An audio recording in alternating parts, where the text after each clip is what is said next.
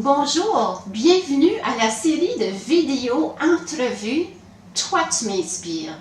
Aujourd'hui, j'ai l'honneur et le privilège d'avoir Sylvie Veilleux-Deschênes. Sylvie est une femme exceptionnelle, est une femme de courage. Vous allez voir pourquoi. Imaginez un jour, tout va bien, vous avez votre mari, vous êtes en amour, vos enfants, tout le monde est en santé. Vous savez, le travail, tout le monde travaille, ça va à l'école, la petite vie va bien. Mais un jour, tout est bousculé, tout change parce que quelqu'un est malade. Sylvie, merci d'avoir accepté. Merci Denise. C'est bien cool, je suis bien. Ça me fait vraiment, ça me touche vraiment d'être ici parce que j'ai lu ton histoire, puis on va parler de ton livre tantôt, OK?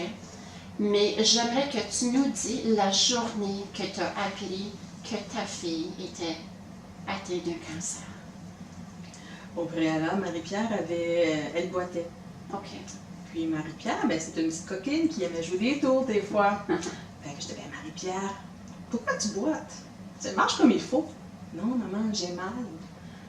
Alors, comme le mal ne s'en allait pas, j'ai décidé d'aller voir un chiro. J'étais peut-être probablement quelque chose à déplacer dans elle. Fait que je suis allée voir mon chiro. Puis là, il a commencé à l'ausculter et tout ça. Puis là, il a fait des tests neurologiques. Il dit, après 45 minutes, il dit, Sylvie, moi, je ne la manipule pas aujourd'hui. Je dis, ben voyons, comment ça? Il dit, je crains une masse au cerveau. Je ne m'attendais pas à ça. Il dit, elle doit être vue rapidement. J'ai dit, j'ai plus de médecin de famille depuis 10 ans, moi.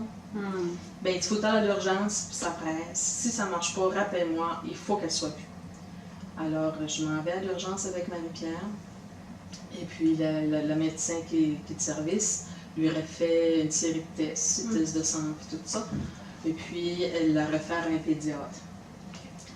Et puis, une résonance magnétique est aussi demandée. C'est le lendemain ou le surlendemain qu'on apprend que Marie-Pierre a vraiment une tumeur au cerveau. Et que c'est au centre de la tête et que ça risque d'être inopérable. Elle est transférée ensuite à Sainte-Justine jusqu'à un neurologue la prend en charge. J'imagine qu'elle est transférée d'urgence. Ah oui, oui. Tu niaises pas, là, ouais, j'imagine. Oui. Fait que là, on voit le neurologue à Montréal et puis là aussi, j'ai jamais vu autant de spécialistes dans une chambre d'enfant. Ça défile puis ça va vite.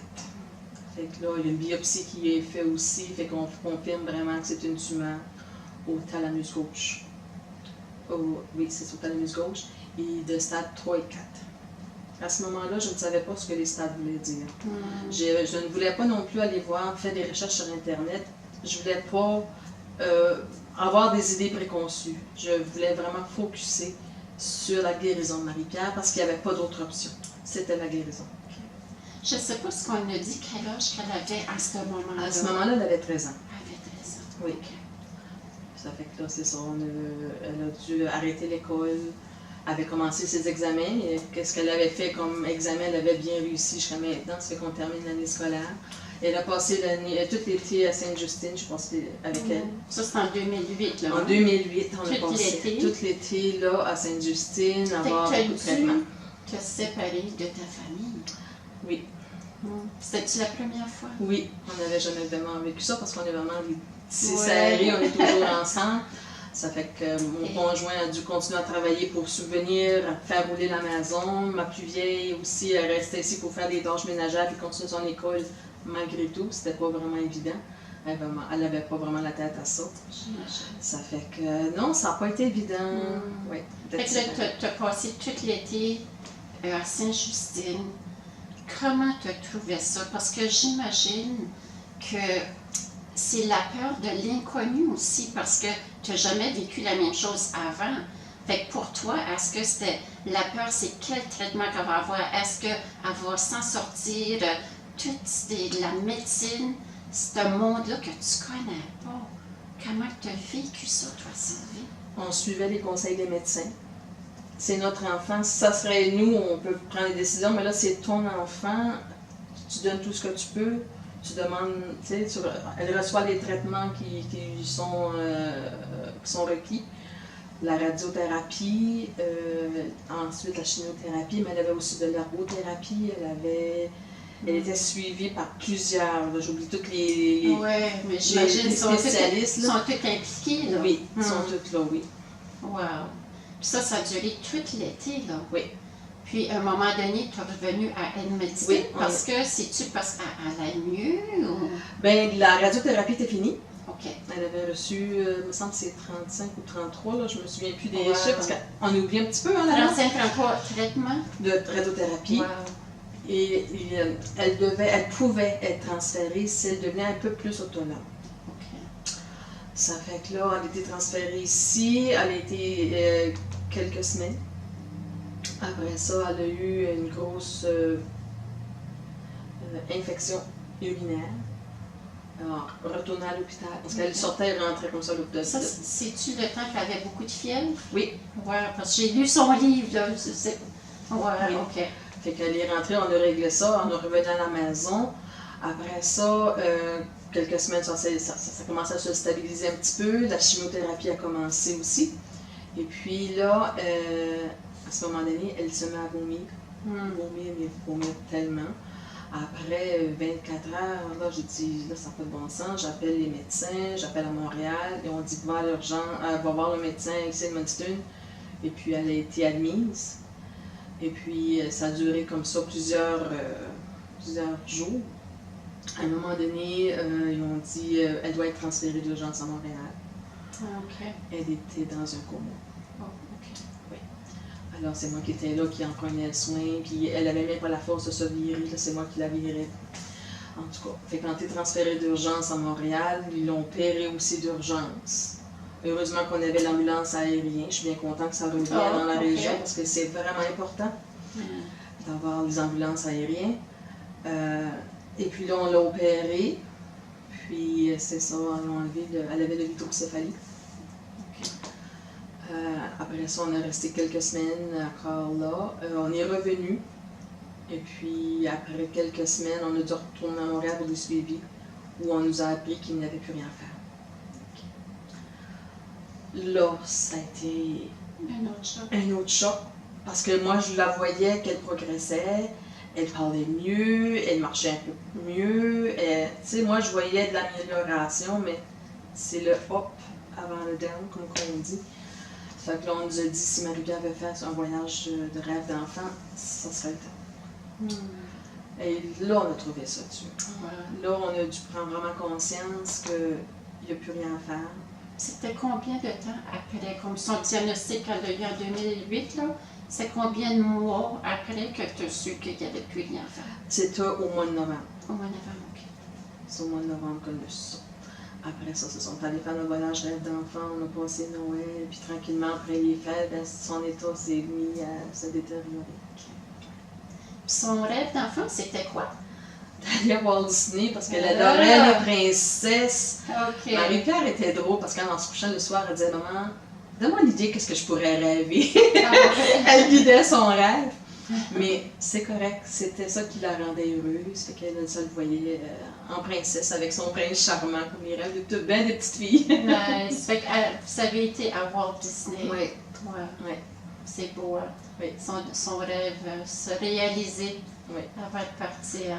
C'est drôle de vivre, je dis drôle, c'était pas vraiment le terme, mais d'être là pour vivre son rêve, mais dans l'état où elle est, les émotions qu'on vivait, c'était vraiment là, on est content, mais en même temps on a de la peine. c'est la dualité des émotions, là. Ça joue comme dans notre corps. On savait qu'on ne sait plus comment réagir. Mais un jour, peut-être qu'on ira. Oui. Retourner, revivre ça, puis en pensant à elle. Oui. Oui. Oui. Avec des bonnes émotions oui. aussi. Oui. Ouais. Puis là, on était rendu qu'il n'y a plus rien à faire. Est-ce que vous l'avez apporté ici à la maison ou ça s'est fait à l'hôpital? Ah non. À la maison. Ça s'est fait à la maison. Marie-Pierre ne voulait plus rien savoir des hôpitaux. Elle voulait être chez elle avec son chat. Mais en par-dessus tout, elle voulait être chez elle, dans son atmosphère qu'elle aimait tant. Puis avec sa famille. Oui. Avec sa famille. Oui. Puis ça a duré combien longtemps? Donc, c'est un moment-là que tu as appris, il n'y a plus rien à faire à la journée. On laisse au mois de novembre, ça fait que Marie-Pierre est décédée le jour de son 14e anniversaire. Oui. Ici, justement. Ici. Oui. Dans le salon. Puis là, ça fait combien longtemps de ça, là? Ça fait maintenant 8 ans. Ça fait 8 ans en mars. 8 ans. Oui. C'est quelque chose que les parents ne veulent pas vivre, c'est certain. Mais Sylvie, si tu aurais un message à dire aux gens, parce que c'est certain que c'était difficile de passer un deuil, après, c'est quoi tu pourrais dire aux gens de dire comment s'en sortir? Parce que j'imagine que tu la cherches et puis là, comment tu fais pour continuer à vivre après la mort de ta fille? Bien, je peux vous dire qu'il n'y a pas deux deuils qui se vivent de la même manière, qu'il faut aller à son rythme. Malheureusement, il n'y a pas de recette miracle. C'est sûr qu'avec le background que j'ai, ça m'a beaucoup aidé. Parce que j'étais une personne qui était beaucoup... Mon éveil spirituel était fait, ça fait plus de 20 ans. J'ai eu accès à des formations, j'ai lu beaucoup de livres, j'ai assisté à des conférences, j'ai été chercher mon Reiki, je faisais déjà des massages métamorphiques que je donnais à Marie-Pierre tous les soirs. Sans le savoir, depuis plusieurs années, j'accumulais des outils pour remplir mon coffre d'outils. On ne sait pas pourquoi des fois on fait quelque chose, mais on le sait plus tard. Puis là, j'ai compris vraiment qu'il me fallait ces outils-là. Du moins, me rappeler. Parce qu'assez souvent, moi, je crois à la réincarnation, qu'on a déjà fait plein de choses dans d'autres vies. Mais ici, quand on revient, le voile est là et on oublie. Mais quand on se remet dedans, on se rappelle bien des choses. Alors moi, j'étais vraiment contente d'une manière d'avoir tous ces outils-là. Ça fait que je dis aux gens, il y en a qui allent voir des groupes de soutien. Justement, juste aller voir, parler à quelqu'un qui a connu comme ça, un deuil aussi, qui se sente compris. Parce que c'est ça qui est important de rencontrer, parce que j'en ai rencontré des parents qui ont perdu des enfants, puis de voir aussi qu'est-ce qu'ils me disent, on se reconnaît, on a vécu la même chose, on se comprend, il n'y a rien comme ça. Alors, aller chercher de l'aide. Moi-même, j'ai été chercher de l'aide aussi d'un psychologue. Même si je me disais que j'étais une personne assez équilibrée, j'avais besoin d'une personne qui avait le recul que je n'avais plus à ce moment-là. Ça fait qu'il ne faut pas avoir peur d'aller consulter. C'est pas parce qu'on va voir un psychologue qu'on est fou. Au contraire, c'est plutôt sain. C'est la force d'y aller. Oui, et c'est plutôt sain, je dirais, d'y aller. J'avais besoin qu'on m'écoute, j'avais besoin de voir que ce que j'avais fait, je l'avais bien fait. Et tout ce que j'ai fait pour Marie-Pierre, je l'ai fait avec amour. Je l'ai fait par dévouement. Puis, c'est la plus belle chose qu'on peut faire. Puis, c'est ça que je peux dire aux gens. Si vous vivez quelque chose, une période difficile, allez les aider. Allez juste être présent, juste aller leur parler, les toucher. Des fois, on n'a même pas besoin de rien dire, juste d'être là, d'être présent près d'eux. C'est ça qu'ils ont besoin, pour qu'ils se sentent qu'ils ne sont pas seuls. C'est ça qui est important. Quel beau message, parce que Sylvie, tout ce temps-là, tu as été la femme forte, parce que tu devais montrer à ta fille que tu étais là, puis tu ne pouvais pas te permettre de pleurer à toutes les fois, tu voulais démontrer, mais à un moment donné, que c'est vrai que quand c'est terminé, là, tu n'as plus personne, hein, puis quel beau message de dire, allez vers de l'aide, quand même, c'est aller parler à quelqu'un, aller vers de l'aide. Sylvie, écoute, j'aimerais parler un petit peu de ton livre. Son livre, c'est « Ma fille, mon ange, mon étoile filante ». Si que vous voulez vous le procurer, Sylvie, elle a un Facebook qu'elle va vous dire comment la rejoindre. Parce que si vous avez des questions, puis vous avez de la difficulté à passer avec d'un deuil, Sylvie peut être là de vous donner des conseils. Puis c'est vraiment une femme de ressources, là, parce que tu sens son énergie aussi. Elle m'inspire beaucoup parce que je pense que c'est pas tous les parents qui auraient réagi comme toi, parce que j'en connais d'autres que ça fait peut-être 5 ans, 10 ans, puis ont encore de la difficulté aujourd'hui. Puis c'est ça, c'est comment ils peuvent te rejoindre, Sylvie? Si vous allez sur ma page Facebook, Sylvie Veilleux-Deschênes, artiste, je parle de mon livre et aussi de mes toiles maintenant, parce que je dois... Okay. Il me faut créer. Si je ne crée pas dans ma vie, il me manque quelque chose. Alors, j'ai mes deux côtés de création. Et puis, le livre est venu, je l'ai écrit quelques mois après le décès de Marie-Pierre. Plusieurs personnes pensent que je l'ai écrit pendant qu'elle était malade. Non, on n'a pas le temps d'écrire pendant qu'on est un enfant malade, croyez-moi. Alors, quelques mois après, ça jouait tellement dans ma tête que j'ai décidé de mettre par écrit afin de tout sortir, tout épurer ce que j'avais vécu. Et en l'écrivant, le journal, parce qu'au préalable, c'était un journal, je me suis permis de vivre les émotions que je m'avais empêché de vivre pendant que je prenais soin de Marie-Pierre. Parce que je me devais de garder la tête hors de l'eau, d'être forte. Parce que si j'aurais cédé à toutes ces émotions-là, j'aurais pas pu être apte à prendre soin de Marie-Pierre. Absolument. Fait que c'est en l'écrivant que ça a été ma thérapie. Mais les gens qui me rencontraient par après... parce que j'ai été en arrêt de travail, parce que physiquement, c'est comme j'aurais eu un face-à-face. On a dû, mon chiro, j'ai vu le chiro. Oui, le même chiro. Le même chiro pour parce que j'ai tellement forcé après Marie-Pierre, il y a bien des choses que mon corps physiquement était, excusez l'expression, fini, capote, mais j'ai dû me reconstruire, autant physiquement que mentalement. Fait que les gens me rencontraient et ils me disaient, Sylvie, qu'est-ce que tu fais?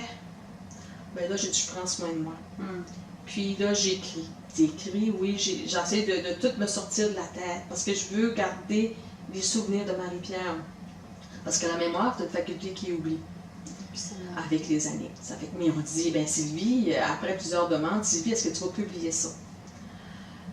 Après plusieurs demandes, j'ai fait, il y a un intérêt, les gens veulent savoir, ils veulent savoir comment je m'en sors. Parce que je parlais aussi à des parents qui en avaient perdu des enfants. Alors, j'ai repris mes écrits, je les fais sous forme de livre. Il a fait à tablette longtemps, je le reprenais, je le retravaillais, je le remettais sur sa tablette. À un moment donné, je l'ai pris. Quand j'étais sûre de moi, tu veux-tu vraiment publier ça? Parce qu'il faut vivre avec ses écrits. Absolument. Je me suis vraiment mise à nu. C'est pas tout évident, mais il faut être prêt aussi à le faire. Alors après ça, j'ai approché quelques maisons d'édition, puis c'est le Dauphin Blanc qui a accepté mon manuscrit. Bravo. Bravo. Puis si vous voulez avoir son livre, allez sur son site, sur son Facebook, puis elle va vous dire comment l'acheter. Puis je l'ai lu 2 fois, puis ça me touche à chaque fois, mais quel courage, Sylvie. Il est aussi disponible dans toutes les librairies. Ah, vrai? OK. Oui, dans toutes les librairies au Canada, il est même disponible en France et en Belgique. Oh, wow. Puis il est aussi disponible en version numérique. Il n'y a pas de raison de ne pas le lire. Il est disponible partout. Oui, c'est vrai. Je te remercie beaucoup, Sylvie. Puis pour terminer, les gens, sous la vidéo, mettez vos commentaires. Est-ce que vous vivez un deuil, puis vous avez de la difficulté, ou que vous avez vécu un deuil, puis que vous en êtes sorti, puis quelle moyenne vous avez pris? Puis on veut voir vos commentaires, puis interagir. Puis si vous avez des questions, vous pouvez le mettre sous la vidéo aussi, ou aller sur le Facebook à Sylvie. Je vous remercie beaucoup d'être là et d'être présent, de nous regarder à chaque fois que j'ai une vidéo. Toi, tu m'inspires. Merci, Sylvie. Merci, Denise. Merci beaucoup. Quelle belle entrevue, puis quelle belle personne. Merci. Merci. À la prochaine.